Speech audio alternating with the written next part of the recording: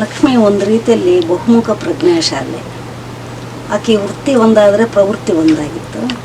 ಉಪನ್ಯಾಸಗಳಾಗಿ ವೃತ್ತಿಗೆ ನ್ಯಾಯವನ್ನು ಒದಗಿಸೋದ್ರ ಜೊತೆಗೆ ಆ ಪ್ರವೃತ್ತಿ ಏನಿತ್ತು ಆ ಕಲಾಕಾರಳಾಗಿ, ಸಾಹಿತಿಯಾಗಿ ಬೇರೆ ಬೇರೆ ಪ್ರಯತ್ನಗಳನ್ನು ಮಾಡ್ತಾಯಿದ್ಲು. ಮತ್ತು ಉಪನ್ಯಾಸಗಳಾಗಿದ್ದ ಕಲಾಕಾರಳಾಗಿಯೂ ಮತ್ತು ಕವಯಿತ್ರಿಯಾಗಿಯೂ ಇಲ್ಲಿ ಅವುಗಳನ್ನು ಹುಡುಕೋ ಪ್ರಯತ್ನ ಮಾಡ್ತಾಯಿದ್ಲು. ಆ ರಂಗಗಳಲ್ಲಿ ತನ್ನ ಉಪನ್ಯಾಸಕದ ಆದರ್ಶಗಳನ್ನು ಹುಡುಕುವಂಥ ಪ್ರಯತ್ನವನ್ನು ಮಾಡ್ತಾಯಿದ್ಲು.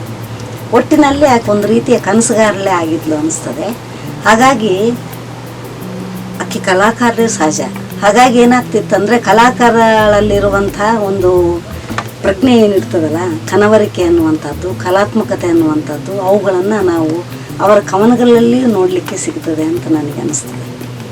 ಹಾಗಾಗಿ ಲಕ್ಷ್ಮಿಯನ್ನು ಮತ್ತೆ ಮತ್ತೆ ನೆನೆಸ್ಕೊಳ್ತಾ ಈ ಒಂದು ಕವನವನ್ನು ವಾಚಿಸಲಿಕ್ಕೆ ಇಷ್ಟಪಡ್ತೇನೆ. ಕವನದ ಹೆಸರು ಸ್ನೇಹದ ಕುರುಹು. ಭೂಮಿ ನೀನೆಂದೂ ಬಯಸಲಿಲ್ಲ ಈರ್ವರ ಸ್ನೇಹ, ಪ್ರೀತಿ, ತಂಪಾದ ಆತ್ಮೀಯತೆ. ಭೂಮಿ ನೀನೆಂದೂ ಬಯಸಲಿಲ್ಲ ಈರ್ವರ ಸ್ನೇಹ, ಪ್ರೀತಿ, ತಂಪಾದ ಆತ್ಮೀಯತೆ. ಆದರೂ ನಿನ್ನ ಕಾಯುವರು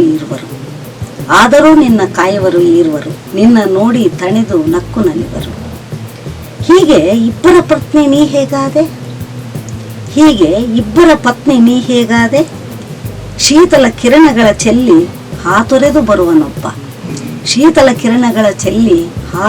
ಬರುವನೊಬ್ಬ. ಅದ ನೋಡಿ ಕೆಂಡಕಾರಿ ನೀ ನನ್ನವಳೆಂದು ದಿನವೆಲ್ಲ ನಿನ್ನ ಸೆರಗ ಹಿಡಿದು ಹಿಂಡುವನೊಬ್ಬ. ಹೀಗಾದರೂ ಒಬ್ಬನ ಶೀತಲತೆಯಲ್ಲಿ ಸುಕೋಮಲೆಯಾಗಿ ಮೆತ್ತಗೆ ಉಳಿದು ಅವನ ತಣಿಸಿ, ಮತ್ತೊಬ್ಬ ಬಂದಾಗ ಕಾದ ಬಲಿಷ್ಠ ಬಾಹುಗಳಿಗೆ ಹಿತದ ಕಾವನು ಹೀಗೆ. ಇಬ್ಬರನ್ನೂ ಒಂದೇ ತಾಯಿಯ ಮಕ್ಕಳಂತೆ ಭೇದವೆಣಸದೆ ಸುಖವನ್ನಿತ್ತು ಹಾಡಿ ಹಾರೈಸುವೆ.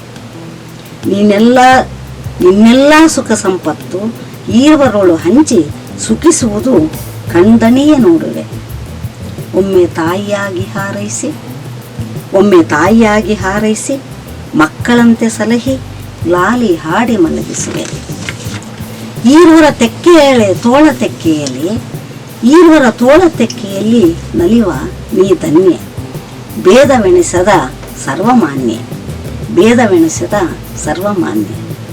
ಎಂದೆಂದೂ ಇವರನ್ನು ಹೀಗೆ ಸಲಹು.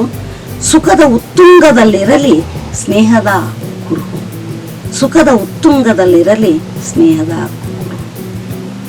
ಲಕ್ಷ್ಮಿಯವರಿಗೆ ಈ ಕವನದ ಮೂಲಕ ನನ್ನ ನಮನಗಳನ್ನು ಸಲ್ಲಿಸ್ತಾ ಇದ್ದೇನೆ. Thank you.